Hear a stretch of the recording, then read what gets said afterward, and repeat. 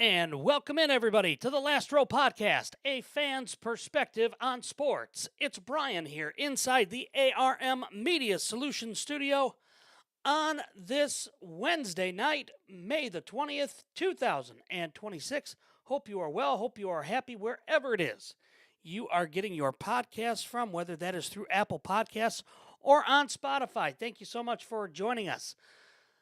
Make sure you check out our website, www.lastrowpodcast.com. That is where you can find a link to all of our wonderful sponsors, including Forever Finds Thrift and our good friends over at I Know a Guy Remodeling. We'll hear from I Know a Guy here in just a little bit. Also, you can check us out on YouTube and YouTube Live. Make sure you do that as well. You can check us out there at Last Row Podcast. Check us out on X or Twitter at Last Row Podcast. Make sure you follow us on TikTok and TikTok Live. You can do so there at last.row.podcast. So make sure you are a part of it there each and every night. All right, let's go ahead and let's get some things moving here, some things grooving on this Wednesday night. Currently, third quarter of game number 2 between the Spurs and the Oklahoma City Thunder. Right now, Oklahoma City up by 11, and lots of interesting happenings here in this game so far tonight. And I got to be honest with you, I'm a little bit surprised at how well Oklahoma City is taking advantage of some of the various, for lack of a better term, we'll just call them questionable decisions by the Spurs. Victor Wembanyama is pretty much parked in the middle of the paint and isn't moving a whole heck of a lot. So we also saw in the first half Wemby come down awkwardly on his wrist, and I'm wondering if that is maybe making it a little difficult for him. There's that element to it. But look, overall, and we see, looks like Lou Dort being let into the locker room right now for the OKC Thunder. Ice bag on the hamstring, and doesn't look good for him to come back tonight. Just going to say that now. So, with that being said, anything is possible, but again, I don't believe they're gonna force him back tonight by any stretch of the imagination. Right now, 66-58, 9:45 to go in the third quarter. San Antonio leads. Look, right now, if you're Oklahoma City, you're going to keep doing exactly what you're doing. You're going to want to do this exactly how it's going. You're going to want to keep the same game plan. You're going to want to attack Wembanyama, get him in foul trouble if you can. You're going to and the fact that Wembanyama is such an enigma, and that's putting it nicely. He is so unique and just so incredibly gifted at rebounding the basketball. He himself allows multiple second chance opportunities. And without question, he is one of the reasons why they are in this position. So I think at this point in time, look, the Spurs have got their work cut out for them. But again, I think that overall, when you have Victor Wembanyama, you're never out of a game, because 2 or 3 defensive possessions by him, and it's all over. At that point, it's all over. So I'm looking for Wemby to absolutely continue to deliver. They're getting a lot of good help tonight from other players too. The Spurs are, and that's going to be big because everything can't fall on the shoulders of Wemby. So I believe that overall, you've got to have other guys step in and play, and play well. And let's just be honest here. So far, you've had Castle with 16, Harper with 10. You've got Vassell with 8. Wemby's got 12. Champagne has got 5.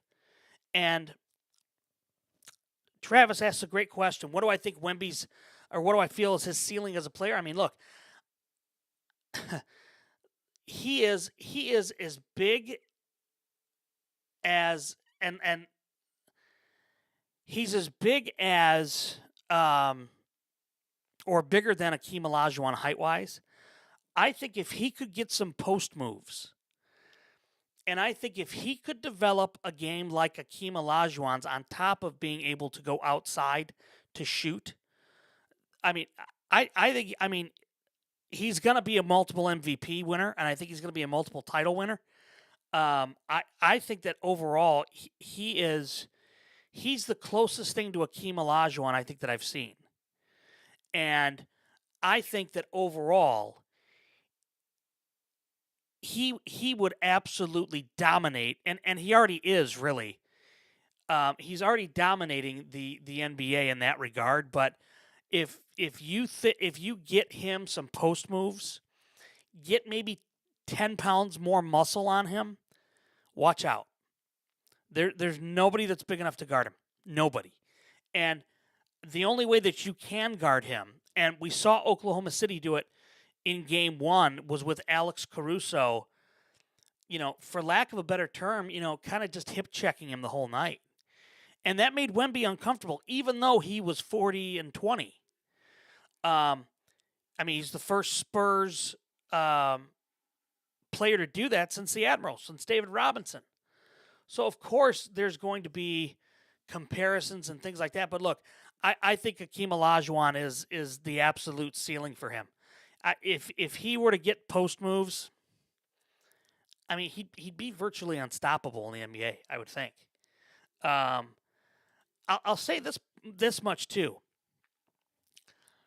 If Wemby could get, or if there's a special connection between Sean Sweeney, one of the assistants for the Spurs, and Wemby, that might play a very key role because he is a defensive mastermind, Sweeney is, for the Spurs.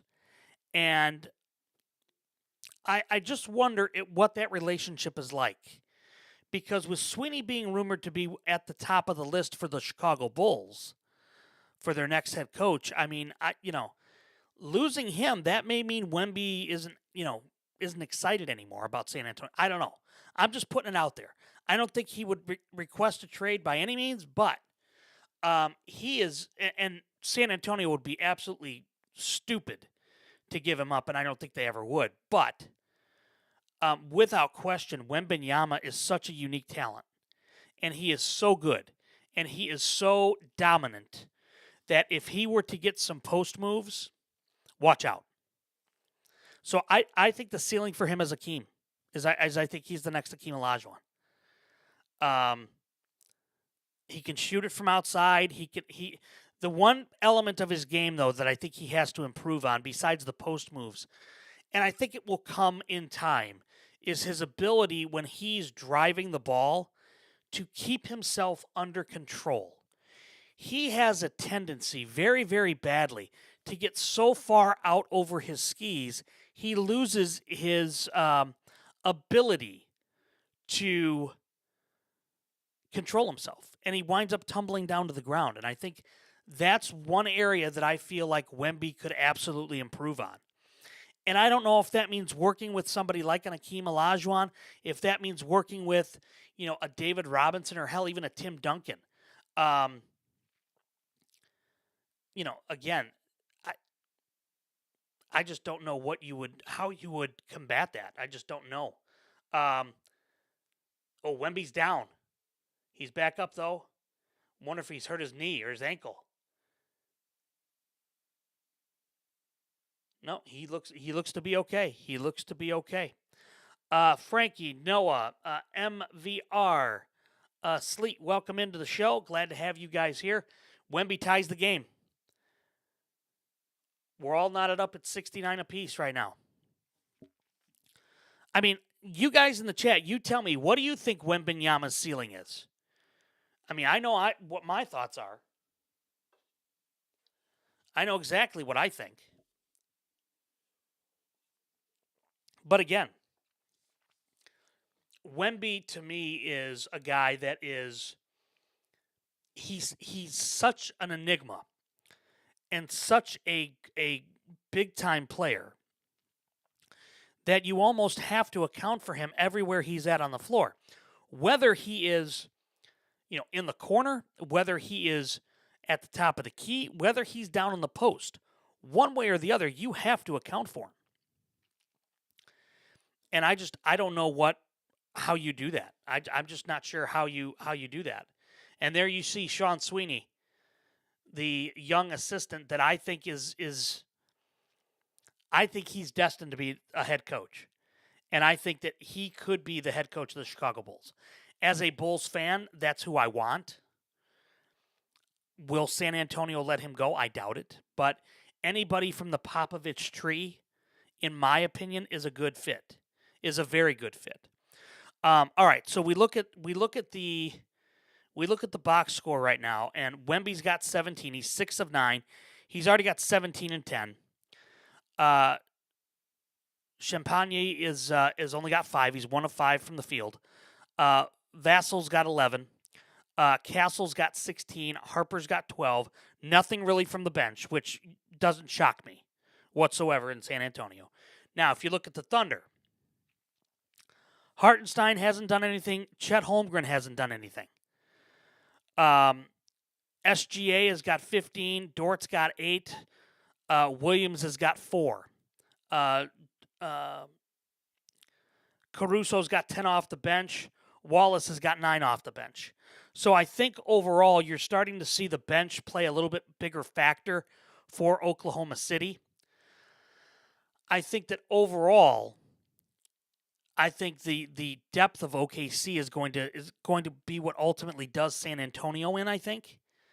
But if San Antonio wins game 2, if I'm Oklahoma City, I have to question what the hell Oklahoma City's doing with Chet Holmgren. Because Chet Holmgren is just not effective at all. And I'm not sure if he's scared going up against Wembanyama. I don't know if it's a mental thing. I don't know what it is. But the fact that Wembanyama has that kind of an effect or an impact on a guy that averaged 18 points during the regular season, it's pretty incredible. The other thing, too, that most people don't realize is that Caruso with a huge 3. Wow. The Spurs were 4-1 against Oklahoma City. So the Spurs had their number all season long. And quite honestly, I think that they may have it here. But as I said last night on the show, I think that this is the NBA championship. This is the finals matchup right here. It's not the Knicks versus the Spurs or OKC versus Cleveland. It's this series here because the winner is going to come out of this without question. And again, I truly feel, either one of these teams could win the title. Realistically. So without question, I wonder here what the end game is for Oklahoma City, especially if Chet Holmgren doesn't. Wembanyama is beating him literally to every single loose ball, and how Chet Holmgren is not getting any type of rebound when Wembanyama is not in the paint and he's out guarding somebody out on the perimeter. How Chet Holmgren is not getting a rebound is beyond me. Oh, and Holmgren goes down. And they're going to call a foul on Holmgren. And Holmgren got hit hard in the head. Oh, my. But, look, Chet Holmgren is way too, I'm going to say this as nice as possible, okay? Chet Holmgren is way too skinny to take on Wembanyama down low. And there's just nothing good that's going to come of that. There's not. And until Oklahoma City does something where they have guys that can body up Wembanyama a la Alex Caruso, like what Caruso does, I don't know that you have an answer for him. I don't know. And if you don't have an answer for him, that's not going to end well for Oklahoma City. That's going to be their season. So, again, I'm wondering if overall you have the personnel. Because, look, I think Wembanyama could change things back for the NBA where you have to start looking at centers in college that are rim protectors versus scoring options, that are bigger guys, 7 foot, 220 pounds, 245 pounds type of thing. Not guys that are 6'10", 6'11", and a $180. That's just not going to work. And against a guy like Wembanyama who's 7'5", you got to have somebody that's at least 7 foot to go against him. And unless you're going to bracket cover him and leave somebody open, it's not going to end well. It's just not going to end well. So we will see exactly what happens there. I will tell you that with this game right now, Wembanyama hasn't even scratched the surface in terms of statistics of what he could do. Now, if we take a look at all the stats here, okay, turnover-wise, Castle's got 6. Wemby's got 3. We talked about this the other night with Oklahoma City. If I'm guarding Wembanyama, I am absolutely, when he gets the ball, I'm doubling him and I'm swiping at that ball. Because the minute that you do that, he starts getting happy feet and starts falling all over himself. And I think that's where you get your best advantage. I think that is where you have the biggest advantage against him, is when he gets the ball and he brings it kind of down here like this. Send somebody, run a defender at him. Run somebody at him to get him, for lack of a better term, distracted. Because then that might occupy his mind a little bit. The other part of it, too, with Wembanyama that I think is big is that I think he's got a lot to still mature on. And what I mean by that is this. You saw Alex Caruso in Game 1 kind of bait him into a shoulder tackle, right? Where Wemby just shoulder blocked him and Caruso hit the deck. In this instance here, I think overall you could have somebody, Harper's knee and ankle. They're just showing the replay of it here. That knee and ankle, that does not look good for him. He was able to walk under his own power, but that did not look good. And now he's running, so he's going to be okay. It looks like. I'm wondering if they're going to retape an ankle or do something to get him back out there, and he's already back out there. Oh, nope, they're saying no. James, good evening. Arnold, good evening. Elvis is in the building, ladies and gentlemen. Justin, good evening. Dallas, hello. Kay Lang, good evening. Marty, Evan, welcome into the show. Bruce, welcome in. So, I think that overall, there's still some maturing that has to happen with Wembanyama. And if you can get into his head a little bit, you tend to you can get some cheaper fouls on him. And that might be the solution. That very well might be the solution. And when he's not in the game, oh my God, do you have to attack the paint? If you're Oklahoma City, you've got to get a full head of steam and attack the paint. Hell, I even think if he's in the game, you've got to do that. Because at that point in time, that's your best opportunity to exploit the paint. So you're able to do that. You're able to get things moving in the right direction for Oklahoma City. And get your rebounding numbers up, so on and so forth. That's the only way you're going to get it. But Wembanyama is such a unique player. I mean, right now, the Spurs are shooting 48% from the field. And again, Chet Holmgren getting muscled out of the way by Johnson is just absolutely insane to me, by Keldon Johnson. Keldon Johnson is 6'5", 220, and Holmgren is just getting beaten in the paint to a bloody pulp. I mean, late rebounding, late trying to block. Just not good.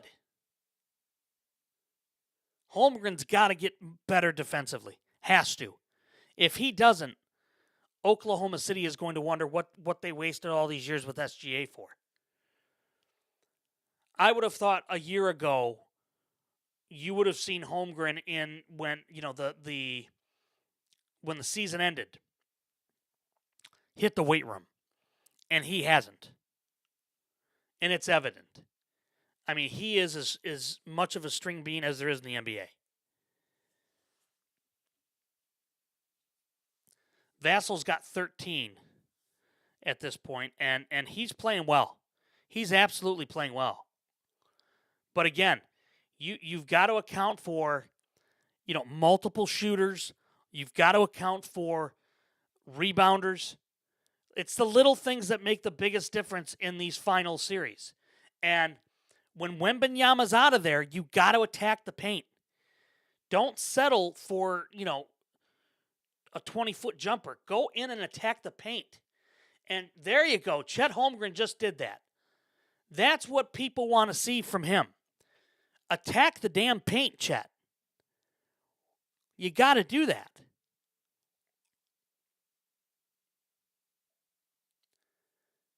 Holmgren absolutely has to be a bigger factor in this series. Robbie, good evening. Kid, good evening. Matthew, good evening. Greg, good evening. Gail, good evening. Michael, good evening. Mr. B, good evening. I mean, again, I just believe that overall, and look at SGA's reaction. Like, he's got his arms out like this, like, where has this been? Where has this been? I know. He's just not it's just not a good look. Stacy, good evening. Jay Gray, good evening. I know he is. Everybody is for some stupid reason. I would go right at him. If at nothing else, you're going to draw a foul. If at nothing else, you're going to draw a foul. But again, Wemby does that to the best or the better players. But Wemby, to me, if you run at him enough and you body him enough, eventually there's going to be enough wear and tear on him that he's going to wear down a little bit, I think.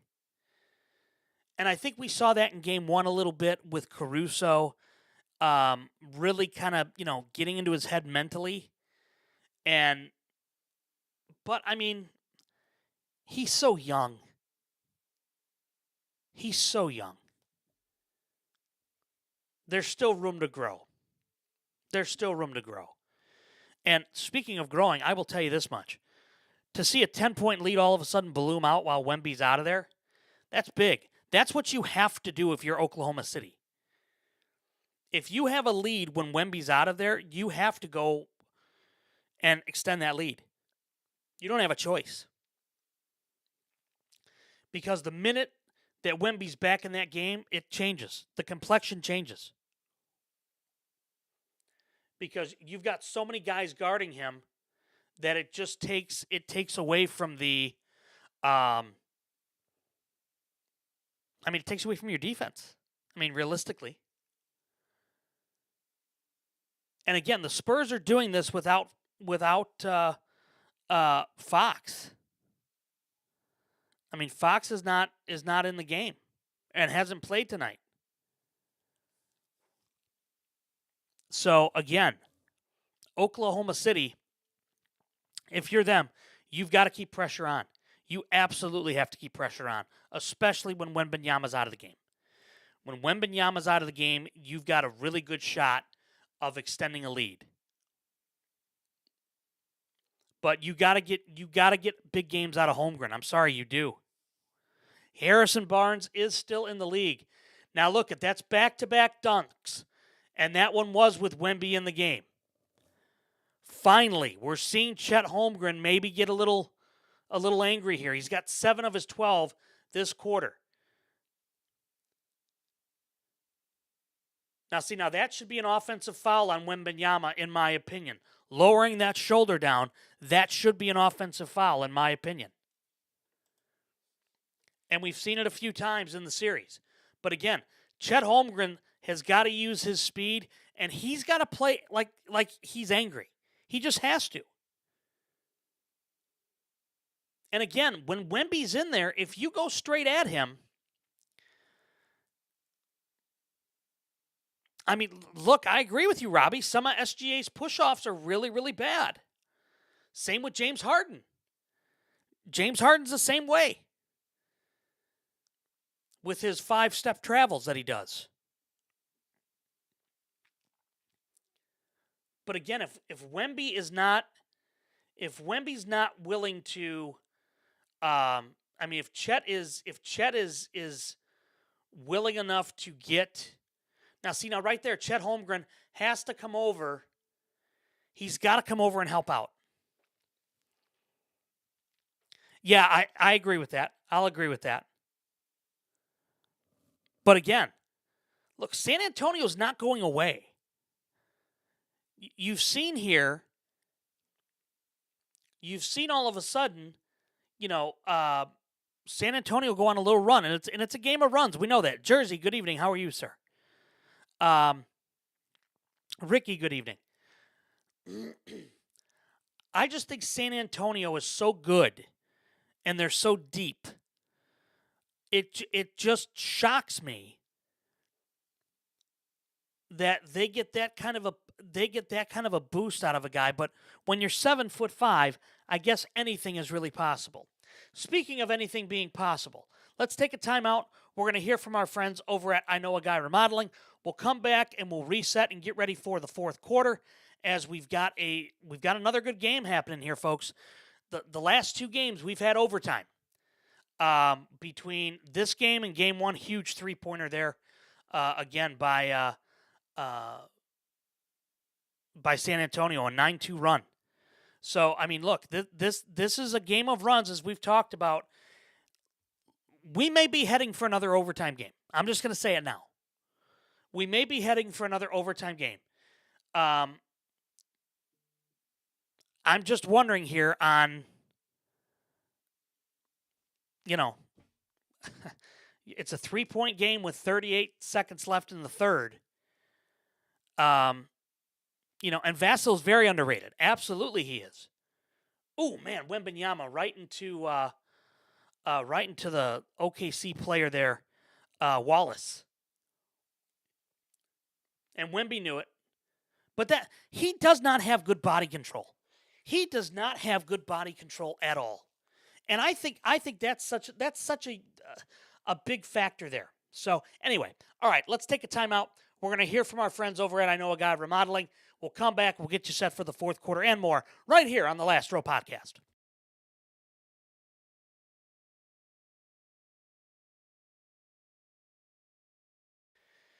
You know what playoff time in the NBA and the NHL reminds me of? The Billy Joel song Pressure. Norm Van Leer, former Chicago Bull, used to say, 48 minutes of intensity. Every possession matters, every shift matters, and the smallest detail can be the difference between winning and going home. And honestly, that's exactly how you should treat your home projects as well. That's why I roll with I Know a Guy Remodeling. Because just like a championship team, they don't cut corners. Whether it's a kitchen remodel, a bathroom upgrade, or finishing that basement you've been talking about since last offseason. They bring playoff-level execution every single time.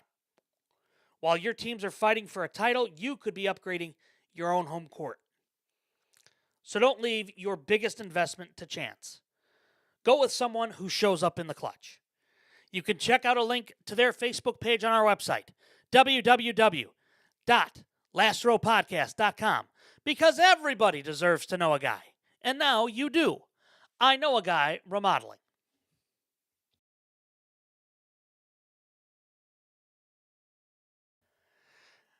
And welcome back to the Last Row Podcast, a fan's perspective on sports. Fourth quarter time, folks. And look, I'm just gonna tell you right here and now.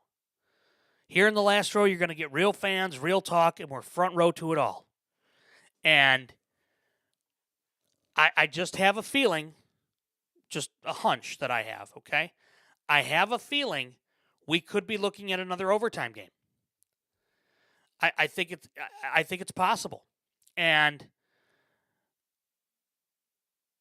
Wemby is such a unique player that it makes things so much easier for other players on that team. Optimus Prime is in here. Oh my God, my 6-year-old would go nuts.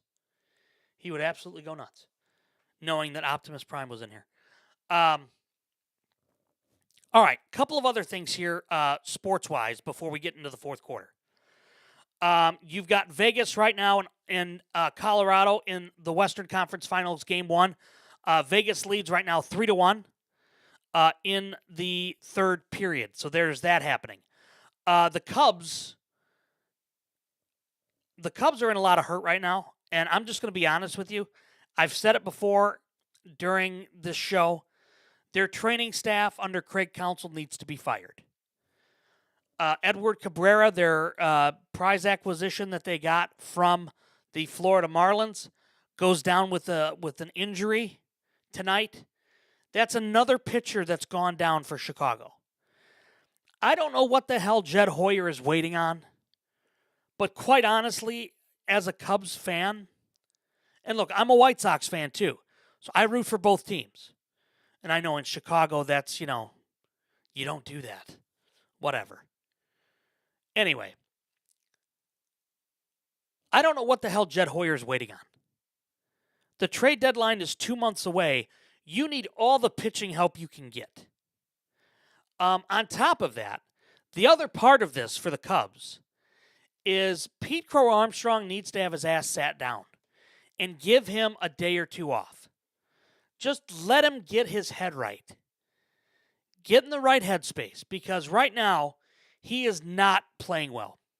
And he has just absolutely been brutal the last few nights. And I just think he needs a reset. That's just me. NFL news.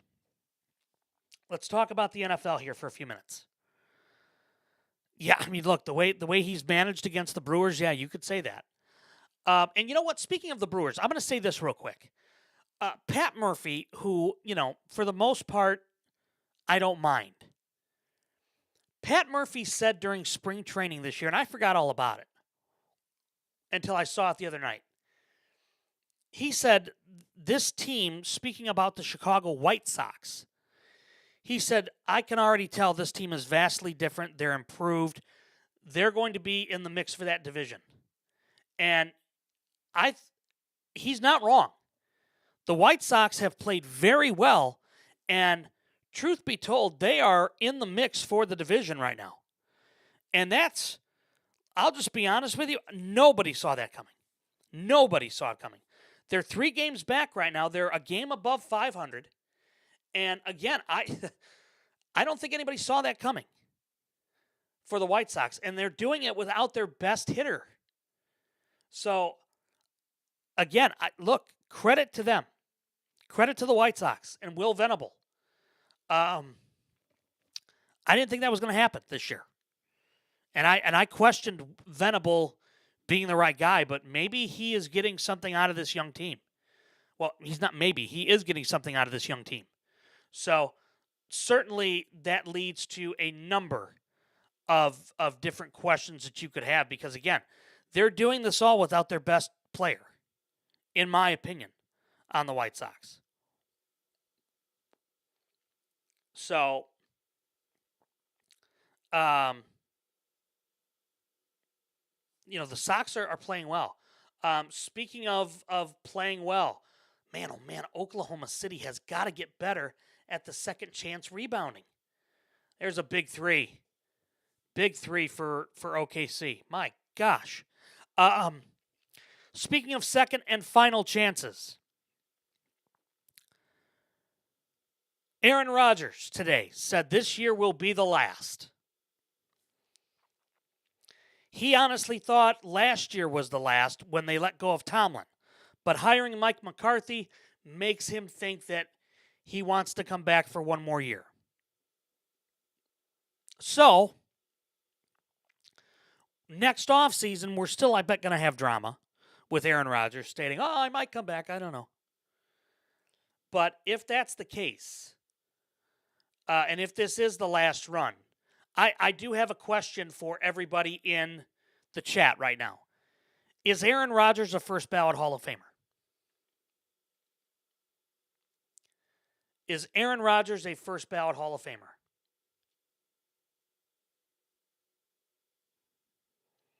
TikToker says yes. I just wonder. I wonder if he's a first ballot Hall of Famer. 1 Super Bowl ring, multiple MVPs, but only 1 ring. Jersey Gold says yes. Robbie says, as a Bears fan, sadly, yes. Just for the record, I tend to agree with all of you. I believe he's a first ballot Hall of Famer just alone by the stats that he's had. Yes, the 1 ring helps. The multiple MVPs help. But he is by far a first ballot Hall of Famer in my eyes. And when he retires, and we know who he's going to go in, praising, which will be Mike McCarthy and all the coaches that he's had. But I mean, Aaron Rodgers helped to. I mean, that situation in Green Bay where Favre was there, and then Rodgers. I mean, I don't know of another NFL team that had back-to-back Hall of Fame quarterbacks for 30 years. I mean, realistically, back-to-back between Favre and Rodgers. I don't know of another NFL team that had back-to-back Hall of Fame quarterbacks. If you could think of it, please let me know in the chat. I would love to know. But I agree. I absolutely agree that he's a Hall of Famer. He's a first ballot Hall of Famer. Hey, Cinema, how are you? Ozzy, thanks for the follow. Jersey, thank you for the heart. Appreciate you. Breeze was first ballot. Rodgers is better. Yep, okay. The question is, do we know of an NFL team that had, 49ers, Montana and Young, okay, yeah. That's kind of the obvious one. But other than that, I don't know if we've seen another team have that.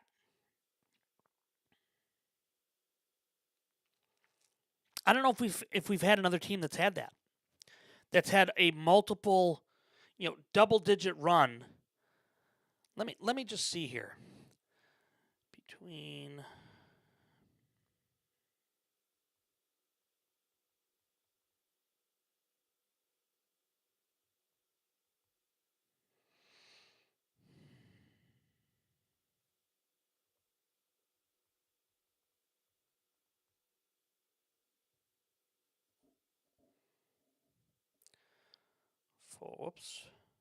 for Green Bay.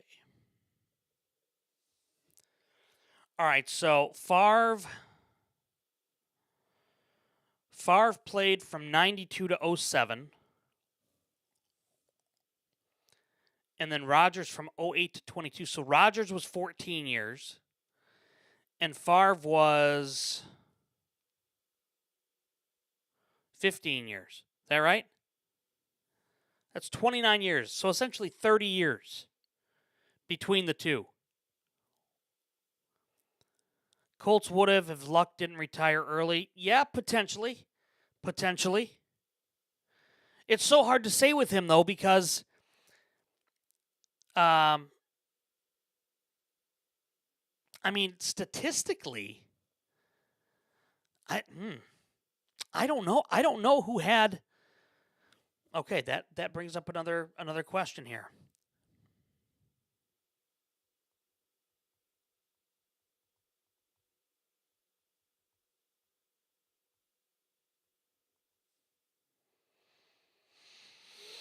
All right, let's see.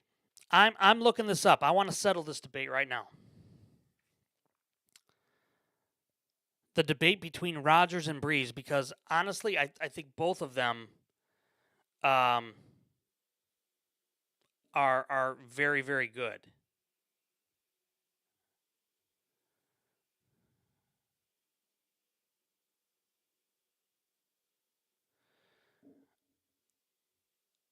All right.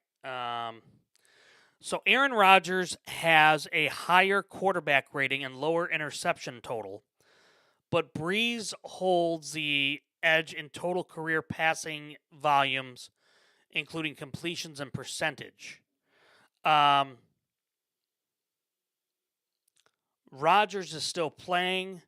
Brees played 287 games. Rodgers 264. Quarterback record: Brees 172 and 114. Rodgers 163 and 93. Passing yards: Brees with 80,358. Rodgers has 66,274.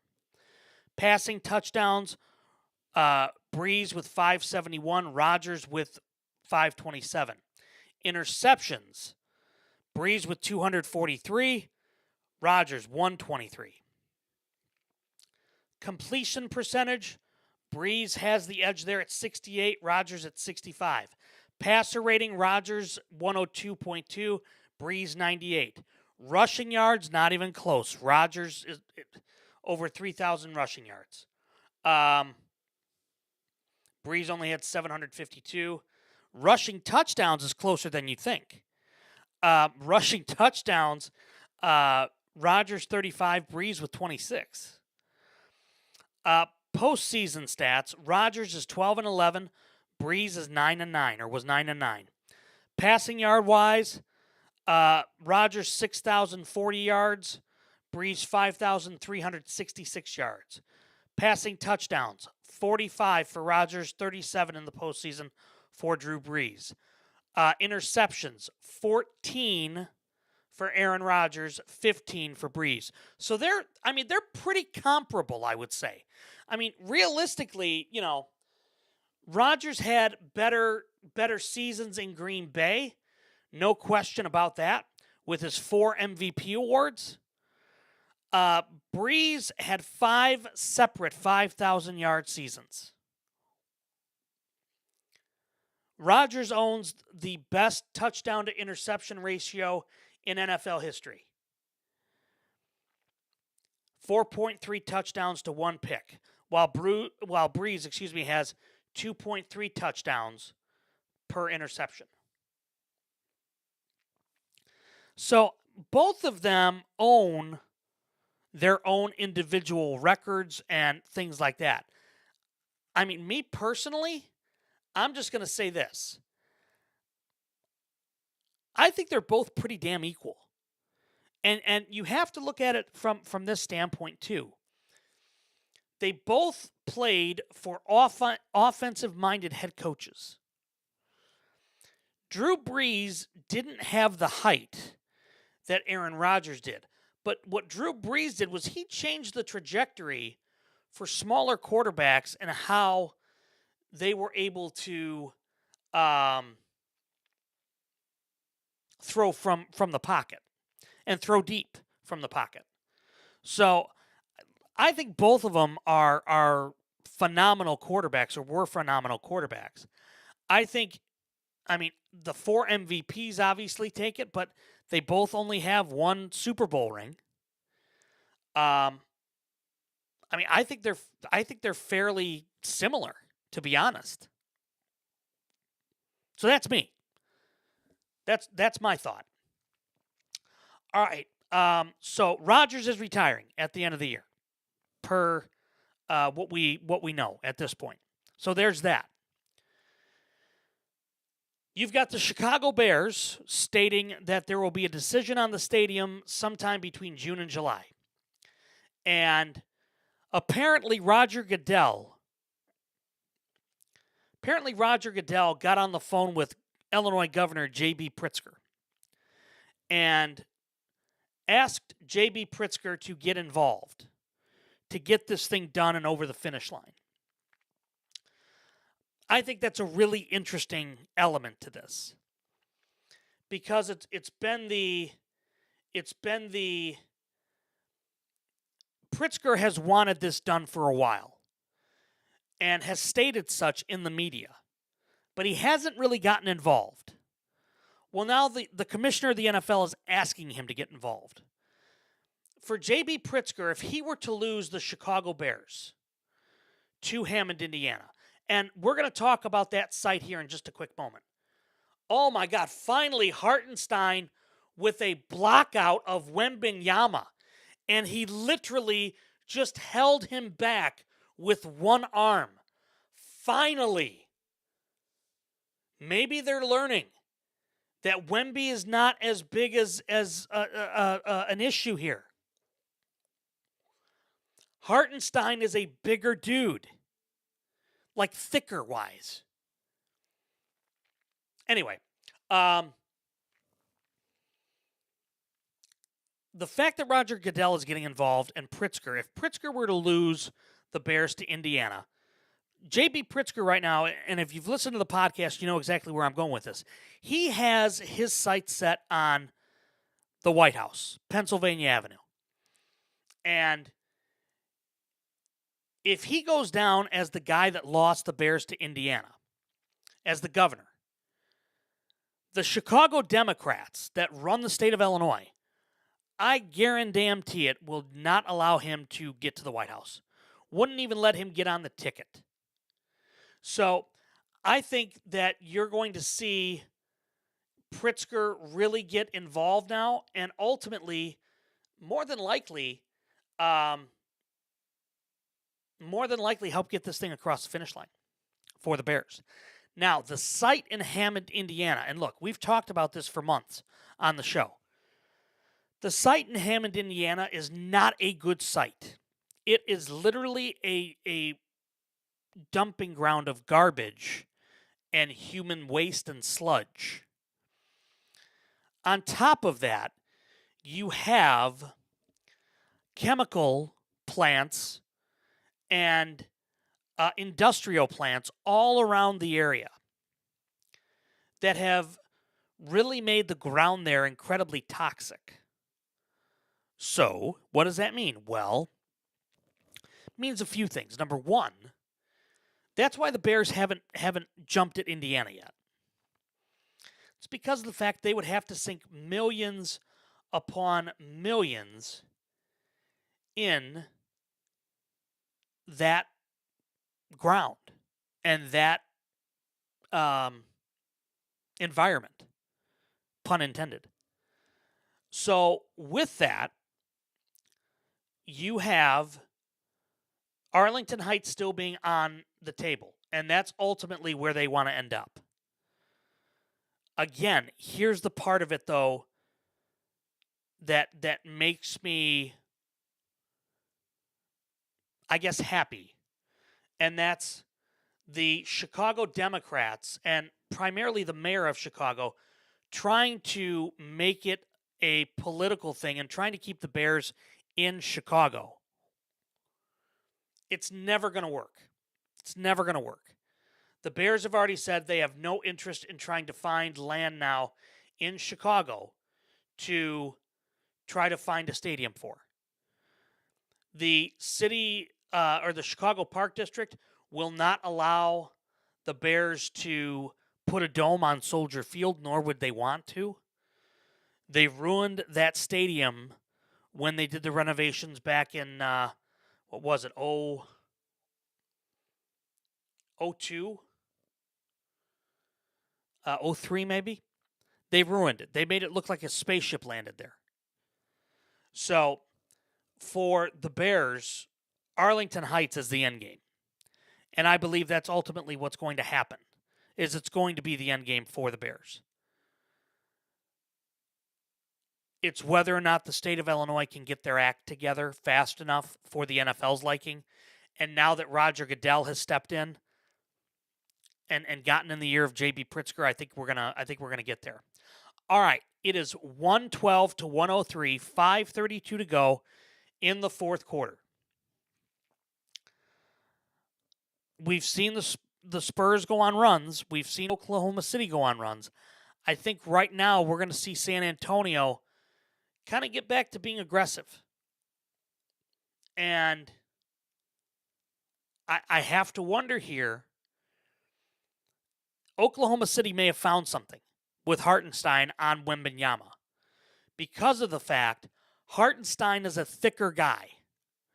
Now look, he may not have the offensive production, realistically. But defensively, he can body up Wembanyama.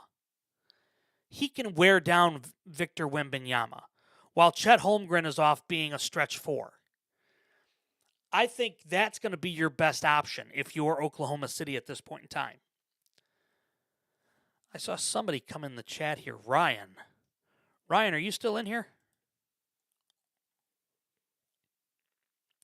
Joey, good evening. Martin, good evening. Or Marlon, good evening. Scott, good evening.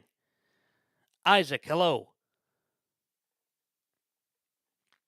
Man, we're missing a lot of the regulars tonight other than Robbie, Jersey, TikToker. We don't have Monty's not in here. We don't have John. Man, oh man, we're getting some new blood in here. I like it. Okay, anyway. Oklahoma City may have found something here against Wembanyama. And that's okay if they do, and if they have. I think Wembanyama is going to cause the NBA to get back to having bigger centers. Meaning not guys that are 6'9 and 6'10, because when I was a kid growing up, those guys that were 6'8, 6'9, 6'10, even 6'11, those guys were power forwards. You had the rare exception with like Dennis Rodman, who was 6'8 or 6'6 as a power forward. But you had, centers that were 7'2", like Will Perdue. It's the first guy that comes into my mind, being a Bulls fan. So I believe that right now, the way the NBA is setting up, I'm wondering if Wembanyama is not going to force the NBA to go back to bigger centers, thicker centers. So, Dylan Harper has not returned, by the way, with that leg injury. Williams, we know he's out with the hammy.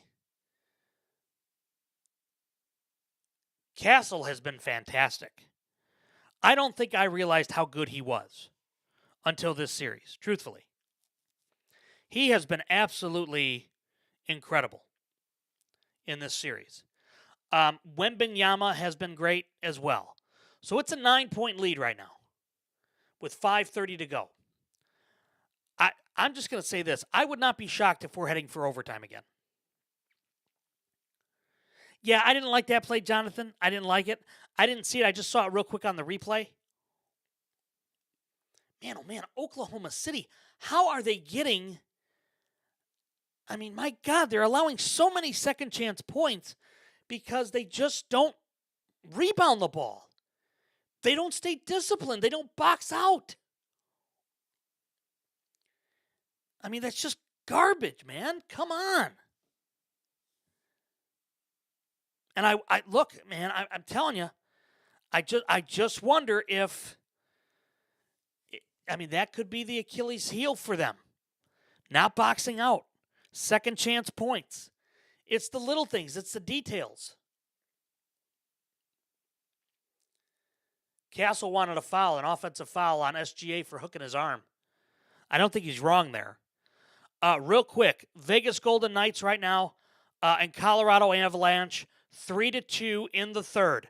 Colorado has mounted a furious comeback. Big three in and out. Rebound to Holmgren. 114, 105, 4:35 to go.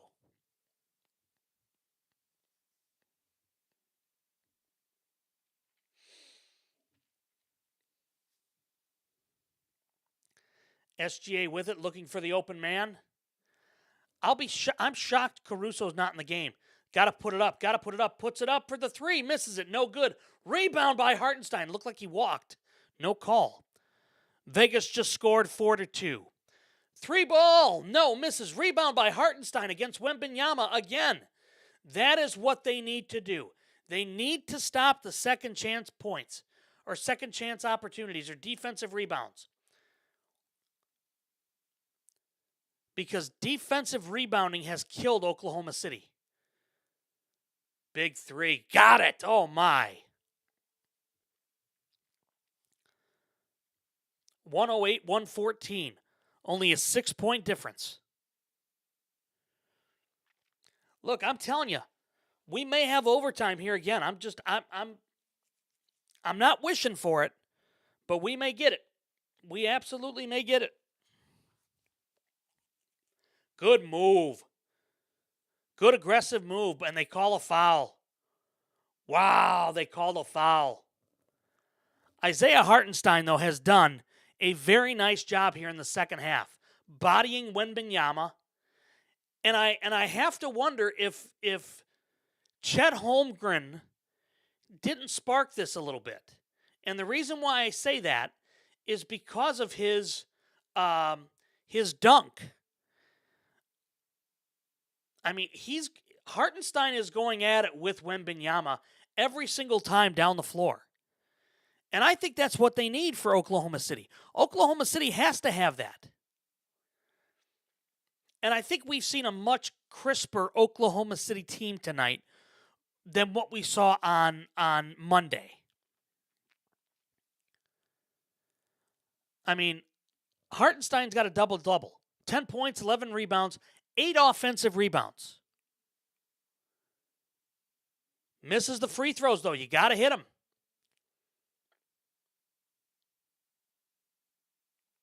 Castle brings it across the timeline, gets a screen. No help there. Leave a guy open for three. Nope. Rebound tapped, out. They're going to call over the back foul, which is the right call. What's happening, Bruce? How are you? Good to see you. Yeah, another great game. Another great game. We are, I still think we're going to overtime again. I still do. I know it's an 8-point lead right now, but there's a lot of time left. There's still lots of time.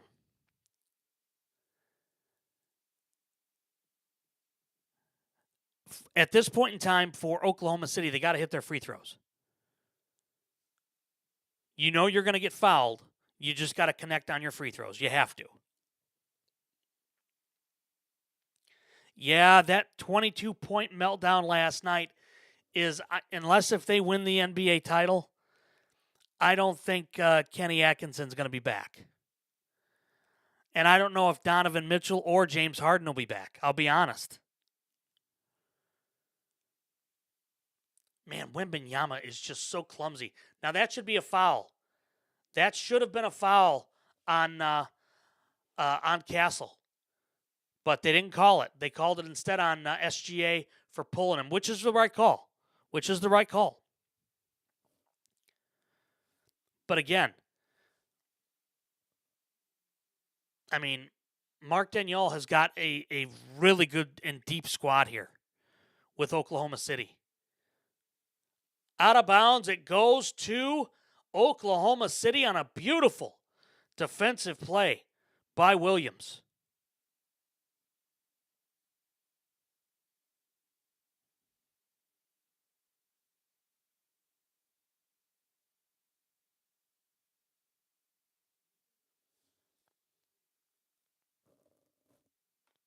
Oh, they absolutely were. I'm sure they were.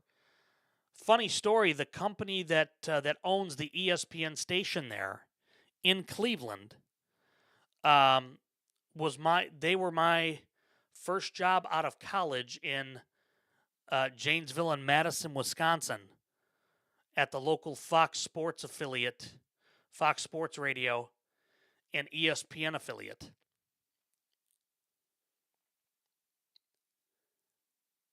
Oh, big shot. The onions, as Bill Raftery would say. Yeah, Kenny Atkinson won't last after this series, especially if they lose this series or in my opinion, when they lose this series, Kenny's done. Ooh, a big three.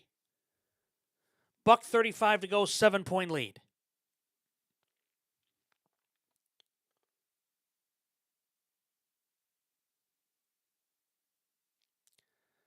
Tony Rizzo. Yeah, I think the only guy that's still remaining there from my old office in Janesville and Madison is one of the sales managers who I think is now in Chicago. He's with the ESPN affiliate in Chicago.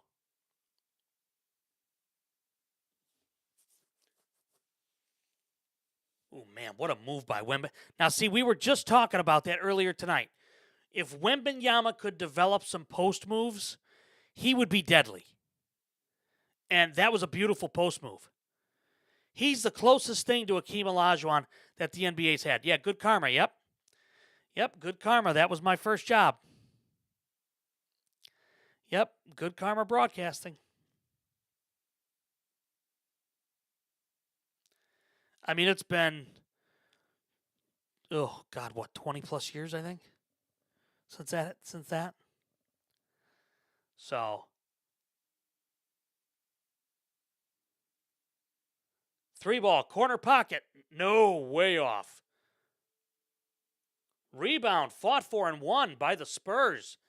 Out of bounds, so and somebody's hurt for the Thunder. Is that Thompson, I think?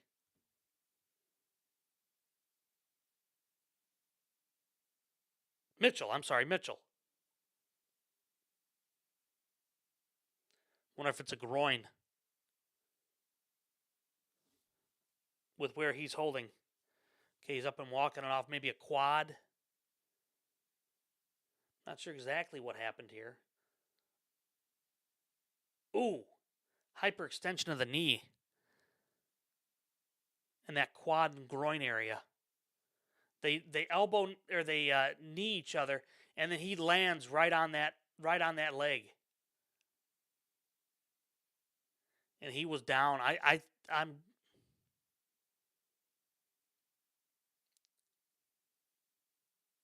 I'm betting that's either a groin or a quad.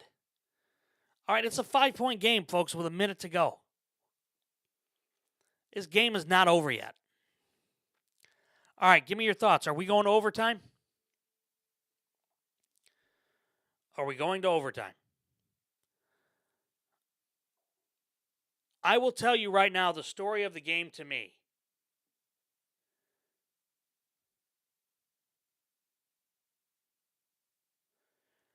"21 turnovers by the Spurs. 9 of them by Castle. That's unacceptable. That is absolutely unacceptable. As the guard, as the guy that is supposed to be leading the charge here, if you will, that's unacceptable. 21 turnovers. Murph is here. Speaking of our regulars, my God, Murph, where the hell you been, dude? We miss you. I mean, San Antonio is shooting 42%. All the meanwhile, you've got 47% for the Thunder and only 9 turnovers. So that's the story of the game. That's the story of the game, in my opinion. And it's still a 5-point game. Still a 5-point game. Oklahoma City inbounding. Caruso with the inbound. And it is in.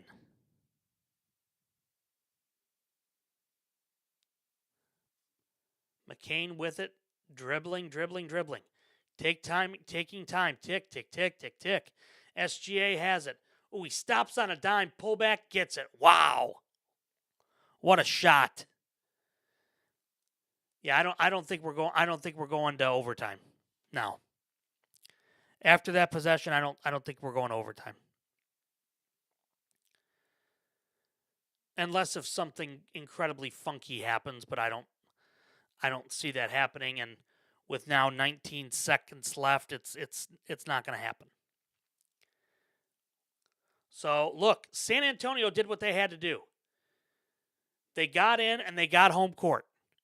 That's what you wanted if you were San Antonio, was to get home court advantage. And you've done that. You've been able to get that now. So you've got home court advantage. You split, which is what you wanted. So now the question becomes, okay, what can Oklahoma City do that now in San Antonio? Let's see. So today is Wednesday. So Friday, that game will be on. So that'll be exciting. Friday and Sunday. Now, Sunday, we will not be here. Sunday night, we will not be here. But we will be here. We may be here late Sunday night. I doubt it, though. We'll have to see. Alex Caruso is having a very good series. Catching up with Cody, yeah, absolutely it is. Absolutely it is. No question about it. Yeah, this is the NBA Finals, this series. I mean, I'm sorry, New York or Cleveland, neither one of them are going to beat either one of these teams. As much as I would love to say differently, it's just not going to happen. It's just not going to happen.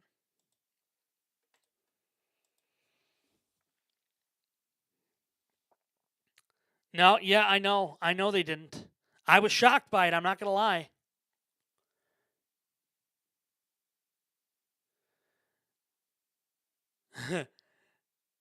SGA telling his bench to calm the F down after that step back.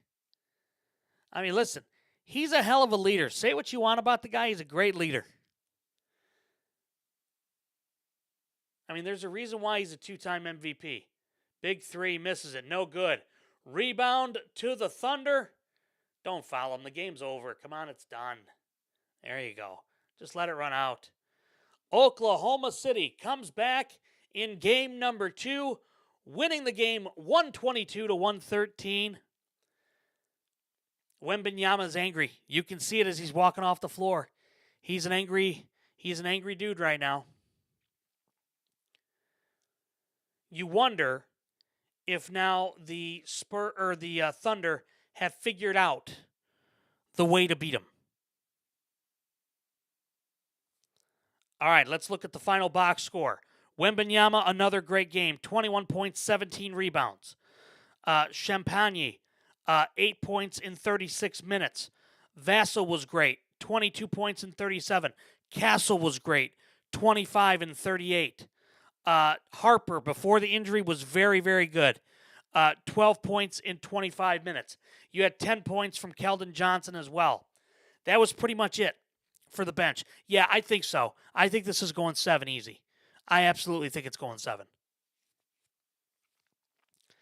So, San Antonio, did everything they could.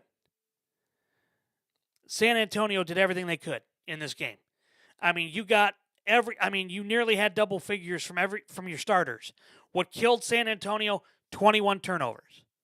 That's what killed them. Oklahoma City, on the other hand, Hartenstein with 10, Holmgren with 13. Chet Holmgren has got to get aggressive again. And we saw that tonight. We saw a little bit of that tonight. Holmgren, though, with 13. SGA with 30. Dort had 8. Jalen Williams. Jalen Williams had 4. You had Jalen Williams off the bench tonight with 8. Caruso with 17. Caruso, very quietly, is having a very good Western Conference Finals. And he has been as big of a factor as there is. Wallace with 12. McCain with 12. Mitchell, prior to the injury, with 10. That I think could be the biggest difference in this series is the depth for Oklahoma City. So I think the depth for them is what's going to make a difference because, they're using all but 2 players on their entire bench. SGA played 38 minutes. So he got a little bit of a breather tonight.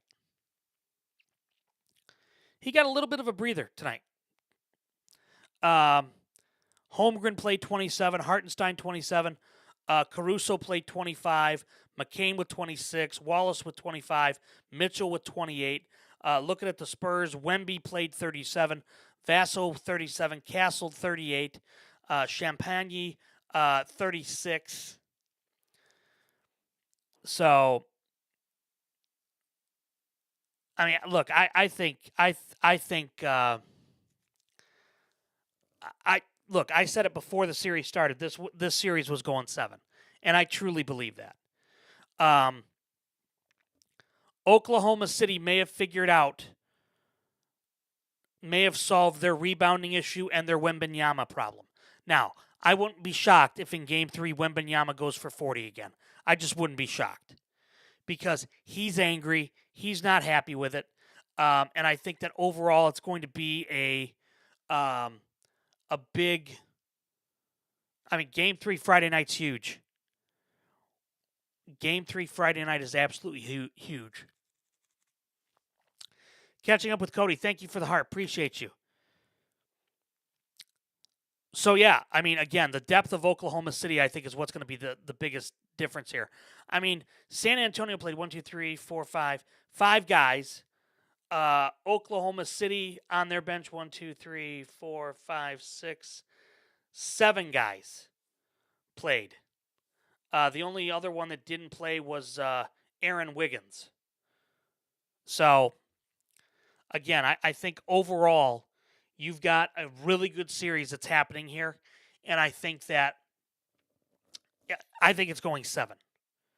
I absolutely think it's going 7, and without question, I think this is the NBA Finals. It's absolutely the NBA Finals.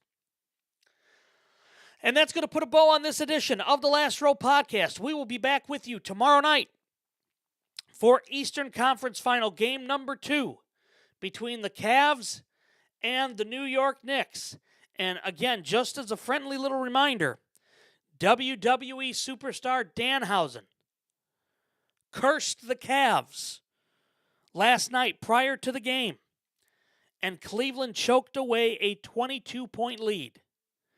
It'll be very interesting to see how Cleveland comes back out tomorrow night. Big thanks to our friends over at I Know a Guy Remodeling and Forever Finds Thrift. We will continue to thank them for all their support that they do. Make sure you check us out on social media. Make sure you check us out there. www.lastrowpodcast.com. Check us out on X at Last Row Podcast. Here on TikTok at last.row.podcast. And until tomorrow night, I'll see you in the last row.